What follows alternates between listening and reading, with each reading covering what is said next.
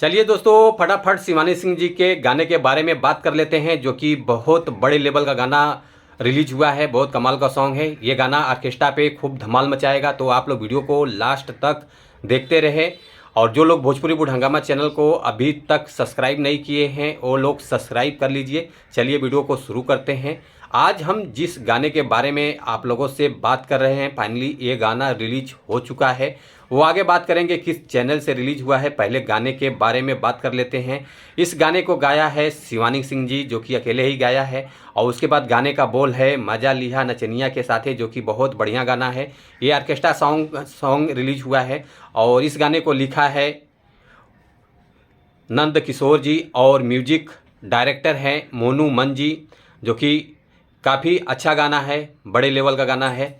और 2 दिन पहले ये गाना रिलीज हुआ था। 2 दिन में जो गाने का रिस्पांस मिला है, 11,000 व्यूज़ आ चुका है, लाइक आया है 281 और कमेंट आया है 45, जो कि बड़े लेवल का गाने का रिस्पांस ठीक ठाक नहीं है। फिर भी ये गाना रिलीज हुआ है, चंदा म्यूजिक कंपनी से रिलीज हुआ है। तो आप लोग जाकर इस गाने को देख सकते हैं। बहुत सुपर डुपर हिट बवाल सॉन्ग है।